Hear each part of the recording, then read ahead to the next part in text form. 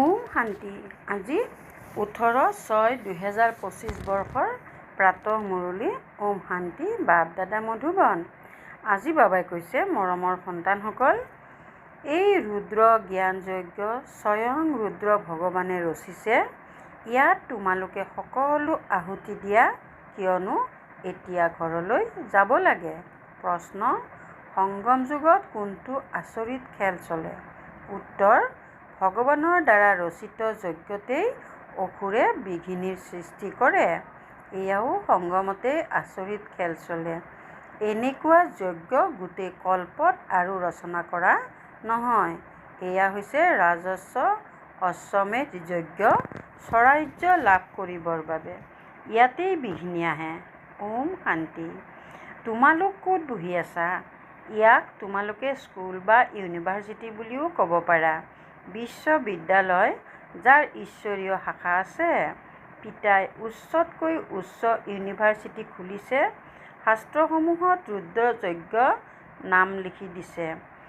এই সময়ত তোমালোক সন্তানসকলে জানা যে শিৱ বাবাই এই পাঠশালা বা ইউনিভাৰ্চিটি খুলিছে। উচ্চতকৈও উচ্চ পিতাই পঢ়ায়।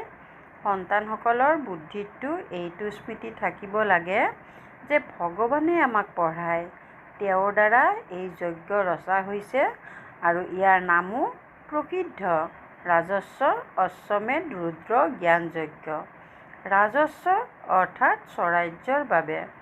অশ্বমেধ, এয়া যি দেখিবলৈ পোৱা যায় সেই সকলো স্বাহা কৰি আছে। শৰীৰো স্বাহা হৈ যায়। আত্মাটো স্বাহা হ'ব নোৱাৰে। সকলো শৰীৰ স্বাহা হৈ যাব আৰু আত্মাসকল পুনৰ নিজৰ ঘৰলৈ দৌৰিব। এয়া হৈছে সংগম যুগ। বহুত আত্মা দৌৰিব, বাকী শৰীৰবোৰ নাশ হৈ যাব। এয়া সকলো হৈছে ড্ৰামা। তোমালোক ড্ৰামাৰ বশীভূত হৈ চলি আছা। পিতাই কয়, মই ৰাজস্ব যজ্ঞ ৰচনা কৰিছোঁ। এয়াও ড্ৰামাৰ পৰিকল্পনা অনুসৰি ৰচনা কৰা হৈছে। এনেকৈ নকওঁ যে মই যজ্ঞ ৰচনা কৰিছোঁ।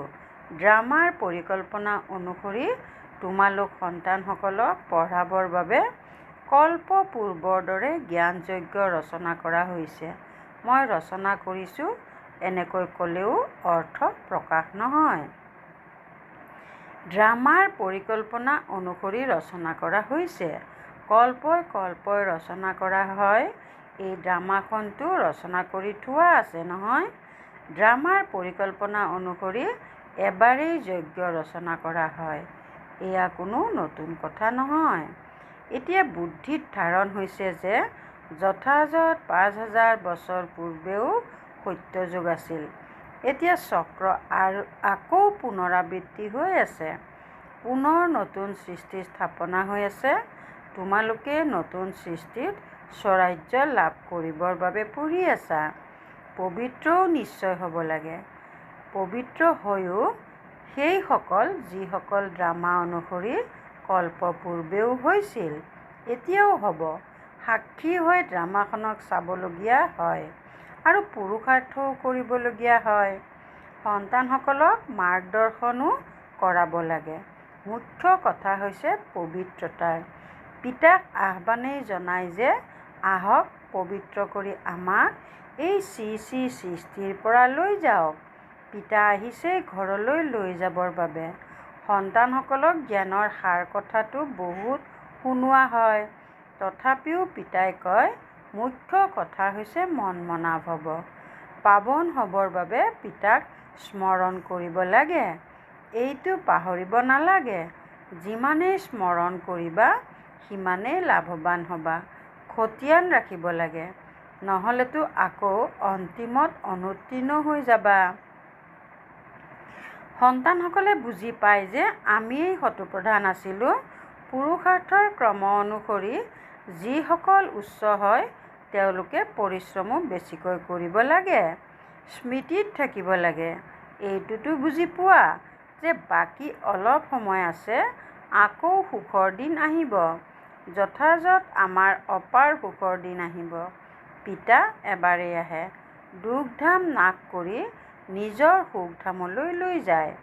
তোমালোক সন্তানসকলে জানা যে আমি এতিয়া ঈশ্বৰীয় পৰিয়ালত আছোঁ, আকৌ দৈৱী পৰিয়াললৈ যাম।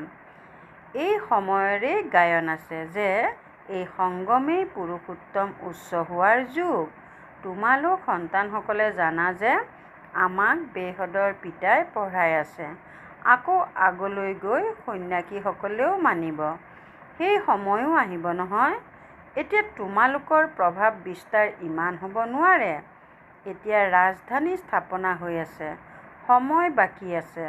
অন্তিমৰ ফালে এই সন্ন্যাসী আদিও আহি বুজাবহি। সৃষ্টিৰ চক্ৰ কেনেকৈ ঘূৰে এইটো জ্ঞান কাৰো নাই। সন্তানসকলে এইটোও জানে যে পবিত্ৰতাৰ ক্ষেত্ৰত কিমান বিঘিনি আহে। অবলাসকলৰ অৰ্থাৎ দুৰ্বলা নাৰীসকলৰ ওপৰত অত্যাচাৰ হয়। দ্ৰৌপদীয়ে কাকুতি মিনতি কৰিছে নহয়। বাস্তৱত তোমালোক সকলো দ্ৰৌপদী, সীতা আৰু পাৰ্বতী। স্মৃতিত থাকিলে অবলা কুব্জাসকলেও পিতাৰ পৰা উত্তৰাধিকাৰ পাই যায়। স্মৃতিততো থাকিব পাৰে নহয়। ভগৱান আহি যজ্ঞ ৰচনা কৰিছে, ইয়াত কিমান বিঘিনি আহে। এতিয়াও বিঘিনি আহি থাকে। কন্যাসকলক জোৰ কৰি বিয়া পাতি দিয়ে, নহ'লে মাৰপিট কৰি ঘৰৰ পৰা উলিয়াই দিয়ে। সেয়েহে কাকুতি মিনতি কৰে, হে পতিত পাৱন আহক। তেন্তে নিশ্চয় তেওঁক ৰথ লাগে, য'ত আহি পাৱন কৰি তুলিব। গংগাৰ পানীৰে পাৱন নহ'ব, পিতাহে আহি পাৱন কৰি পাৱন সৃষ্টিৰ মালিক কৰি তোলে। তোমালোকে দেখিছা যে এই পতিত সৃষ্টিৰ বিনাশ সমাগত। কিয়নো বাবাৰ হৈ নাযাওঁ, স্বাহা হৈ নাযাওঁ। সন্তানসকলে সোধে, স্বাহা কেনেকৈ হওঁ, স্থানান্তৰ কেনেকৈ হওঁ? বাবাই কয়, সন্তানসকল, তোমালোকে এই অৰ্থাৎ সাকাৰ বাবাক দেখিছা নহয়। এওঁ নিজে কৰি শিকাই আছে। যেনেকুৱা কৰ্ম মই কৰিম, মোক দেখি আনেও কৰিব। পিতাই এওঁৰ দ্বাৰা কৰ্ম কৰালে নহয়। সকলো যজ্ঞত স্বাহা কৰি দিলে। স্বাহা হ'বলৈ কিবা কষ্ট হয় জানো? এওঁ বৰ চহকীও নাছিল, বৰ গৰীবো নাছিল, সাধাৰণ আছিল। যজ্ঞ ৰচিলে তাৰ বাবে খোৱা বোৱা সকলো সামগ্ৰী লাগে নহয়। এয়া হৈছে ঈশ্বৰীয় যজ্ঞ। ঈশ্বৰ আহি এই জ্ঞান যজ্ঞ ৰচনা কৰিছে। তোমালোকক পঢ়াই এই যজ্ঞৰ মহিমা অতি মহান। ঈশ্বৰীয় যজ্ঞৰ পৰাই তোমালোকৰ শৰীৰ নিৰ্বাহ হয়। যিয়ে নিজকে সমৰ্পিত বুলি বুজে, মই নিমিত্ত, এই সকলোবোৰ ঈশ্বৰৰ। মই শিৱ বাবাৰ যজ্ঞৰ পৰা ভোজন গ্ৰহণ কৰোঁ। এয়া বোধ শক্তিৰ কথা নহয় জানো? ইয়াততো সকলোৱে আহি বহি যাব নালাগে। আৰ্হি হিচাপে এওঁক দেখিলা, কেনেকৈ সকলো স্বাহা কৰিলে। বাবাই অৰ্থাৎ শিৱ বাবাই কয়, যেনেকুৱা কৰ্ম এওঁ অৰ্থাৎ ব্ৰহ্মাই কৰে, তেওঁক দেখি আনেও তেনেকুৱা কৰিলে। বহুত স্বাহা হৈ গ'ল। যিসকল হ'ল, তেওঁলোকে নিজৰ উত্তৰাধিকাৰ লয়। বুদ্ধিৰেও বুজা যায়, আত্মাটো গুচি যাব। বাকী শৰীৰ আদি সকলো নাশ হৈ যাব। এয়া বেহদৰ যজ্ঞ। ইয়াত সকলো স্বাহা হ'ব। তোমালোক সন্তানসকলক বুজোৱা হয়, কেনেকৈ বুদ্ধিৰে স্বাহা হৈ নষ্টমোহা হৈ যাবা। এইটোও জানা যে এই সকলো সামগ্ৰী ভস্ম হৈ যাব। কিমান ডাঙৰ যজ্ঞ। তাত আকৌ কোনো যজ্ঞ ৰচনা কৰা নহয়, কোনো উপদ্ৰৱো নাই। এয়া ভক্তি মাৰ্গৰ যি অনেক যজ্ঞ আছে, সেই সকলোবোৰ নাশ হৈ যাব। জ্ঞান সাগৰ এজনেই ভগৱান। তেওঁৱেই মনুষ্য সৃষ্টিৰ বীজৰূপ সত্য চৈতন্য। শৰীৰটো হৈছে জড়, আত্মাহে চৈতন্য।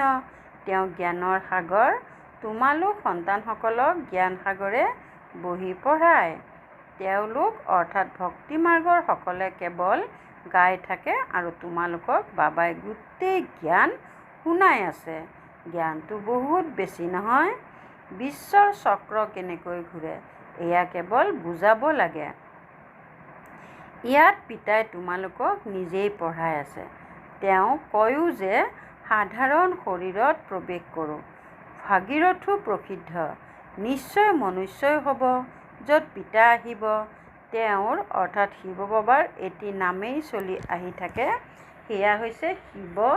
বাকী সকলোৰে নাম সলনি হয়, এওঁৰ নাম সলনি নহয়। বাকী ভক্তিত অনেক নাম ৰাখি দিছে। ইয়াতো শিৱ বাবাই আছে। শিৱক কল্যাণকাৰী বুলি কোৱা হয়। ভগৱানেই আহি নতুন সৃষ্টি স্বৰ্গ স্থাপনা কৰে, তেন্তে কল্যাণকাৰী নহ'ল জানো? তোমালোকে জানা ভাৰতত স্বৰ্গ আছিল, এতিয়া নৰক, পুনৰ নিশ্চয় স্বৰ্গ হ'ব। ইয়াক পুৰুষোত্তম সংগম যুগ বুলি কোৱা হয়।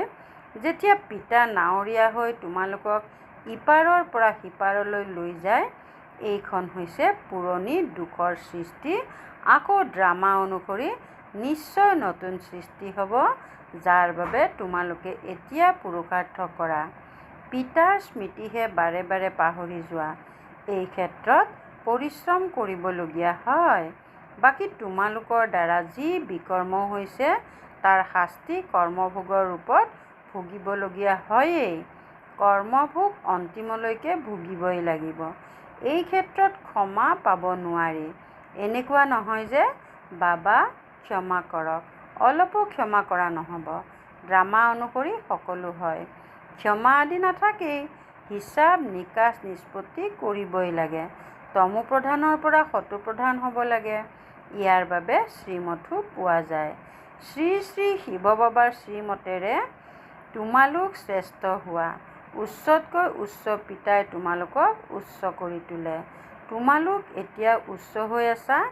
এতিয়া তোমালোকৰ স্মৃতি উদয় হৈছে। বাবাই কল্পই কল্পই আহি আমাক পঢ়ায়। আধা কল্প তাৰ প্ৰাৰব্ধ লাভ কৰা। সৃষ্টি চক্ৰ কেনেকৈ ঘূৰে, সেই জ্ঞানৰ দৰকাৰ নাথাকে।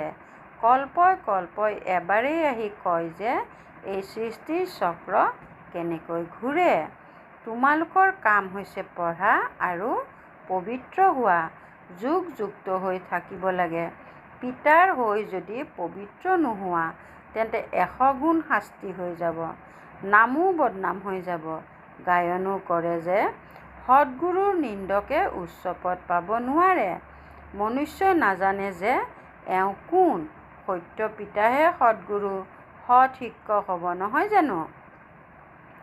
তেওঁ তোমালোকক পঢ়ায়, সঁচা সদ্গুৰুও হয়। যেনেকৈ পিতা জ্ঞানৰ সাগৰ, তোমালোকো জ্ঞানৰ সাগৰ হোৱা নহয়। পিতাইতো সমস্ত জ্ঞান দি দিলে। যিয়ে যিমান কল্প পূৰ্বে ধাৰণ কৰিছিল, সিমানেই কৰিব। পুৰুষাৰ্থ কৰিব লাগে। কৰ্ম অবিহনেতো কোনো থাকিব নোৱাৰে। যিমান হঠযোগ আদি কৰে, সেয়াও কৰ্মই হয় নহয়। এইটো এটা বেপাৰ, জীৱিকাৰ বাবে। নাম হয়, বহুত পইচা পায়। পানীৰ ওপৰেৰে, জুইৰ ওপৰেৰে গুচি যায়, মাত্ৰ উৰিব নোৱাৰে। তাৰ বাবেতো পেট্ৰল আদি লাগে নহয়। কিন্তু ইয়াৰ পৰা লাভটো একো নহয়, পবিত্ৰতো নহয়। বিজ্ঞানীসকলৰো দৌৰ হয়। তেওঁলোকৰ হৈছে বিজ্ঞানৰ দৌৰ আৰু তোমালোকৰ হৈছে শান্তিৰ। সকলোৱে শান্তিয়েই বিচাৰে। পিতাই কয়, শান্তিটো তোমালোকৰ স্বধৰ্ম। নিজক আত্মা বুলি বুজা। নিজৰ ঘৰ শান্তিধামলৈ যাব লাগে। এইখন হ'ল দুখধাম। আমি শান্তিধামৰ পৰা পুনৰ সুখধামলৈ আহিম। এই দুখধাম নাশ হৈ যাব। এইটো যথা ৰীতিৰে ধাৰণ কৰি আকৌ আনকো ধাৰণ কৰাব লাগে। বাকী কেইটিমান দিন আছে। সেই পঢ়া পঢ়ি আকৌ শৰীৰ নিৰ্বাহৰ অৰ্থে মগজ খটুৱাবলগীয়া হয়। ভাগ্যৱান সন্তানসকলে তৎক্ষণাৎ নিৰ্ণয় কৰি লয় যে আমি কোনটো পঢ়া পঢ়িব লাগে, সেই পঢ়াৰ পৰা কি পোৱা যায় আৰু এই পঢ়াৰ পৰা কি পোৱা যায়। এই পঢ়াৰতো 21 জন্মৰ প্ৰাৰব্ধ গঢ়ি উঠে। গতিকে খেয়াল কৰিব লাগে যে আমি কোনটো পঢ়া পঢ়িব লাগে। যিসকল বেহদৰ পিতাৰ পৰা উত্তৰাধিকাৰ ল'বলগীয়া, তেওঁলোক বেহদৰ পঢ়াত লাগি যায়। কিন্তু ড্ৰামাৰ পৰিকল্পনা অনুসৰি কাৰোবাৰ ভাগ্যত যদি নাথাকে, তেন্তে সেই পঢ়াতেই আবদ্ধ হৈ যায়। এই পঢ়া নপঢ়ে। এনেকৈ কয় যে আজৰি নাপাওঁ। বাবাই সোধে, কোনটো জ্ঞান ভাল, তাৰ পৰা কি পাবা আৰু ইয়াৰ পৰা কি পাবা? তেতিয়া কয়, বাবা পাৰ্থিৱ পঢ়াৰ পৰা কিনো পাম, কিছু উপাৰ্জন কৰিম। ইয়াততো ভগৱানে পঢ়ায়, আমিতো পঢ়ি ৰজাৰ পদ পাব লাগে। তেন্তে বেছি ধ্যান কোনটো কথাত দিব লাগে?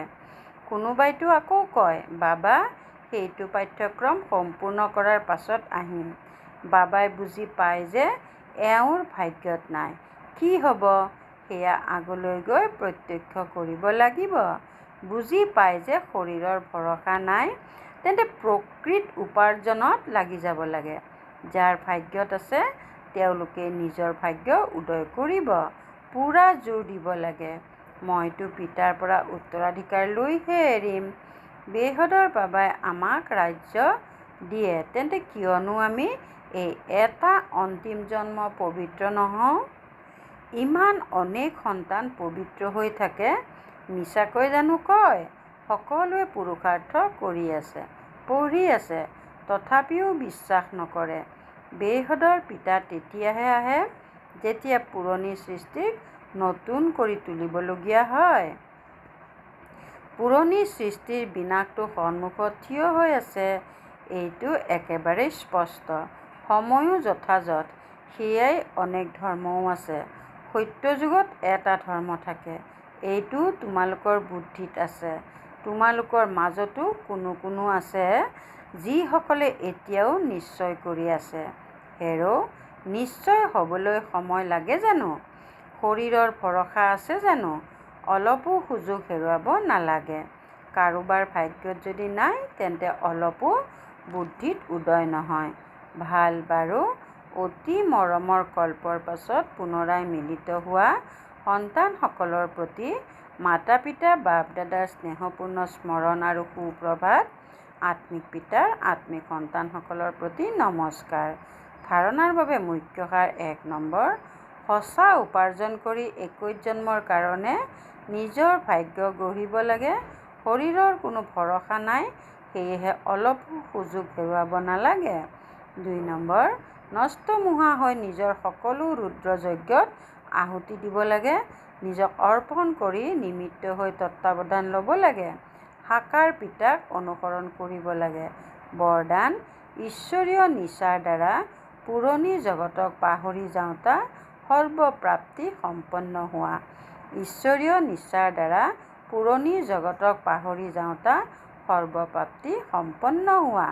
যেনেকৈ সেই নিচাই সকলো পাহৰাই দিয়ে, তেনেকৈ এই ঈশ্বৰীয় নিচাই দুখৰ জগতক সহজে পাহৰাই দিয়ে। সেই নিচাততো বহুত লোকচান হয়, অধিক পান কৰিলে শেষ হৈ যায়। কিন্তু এই নিচাই অবিনাশী কৰি তোলে। যি সদায় ঈশ্বৰীয় নিচাত মগন হৈ থাকে, তেওঁ সৰ্বপ্ৰাপ্তি সম্পন্ন হৈ যায়। একমাত্ৰ পিতা, দ্বিতীয় কোনো নাই। সেইটো স্মৃতিয়েই নিচা বঢ়াই দিয়ে। এইটো স্মৃতিৰে সামৰ্থ্য আহি যায়। শ্লোগান, ইজনে সিজনক নকল কৰাৰ সলনি পিতাক নকল কৰা। ইজনে সিজনক নকল কৰাৰ সলনি পিতাক নকল কৰা। ওম শান্তি। অব্যক্ত সংকেত, আত্মিক স্থিতিত থকাৰ অভ্যাস কৰা, অন্তৰ্মুখী হোৱা। অন্তৰ্মুখী হৈ থকাসকলেহে প্ৰতিটো জ্ঞান ৰত্নৰ গভীৰতাত যাব পাৰে।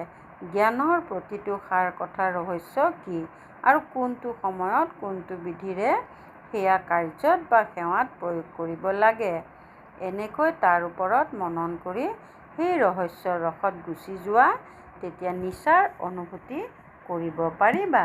ওম শান্তি।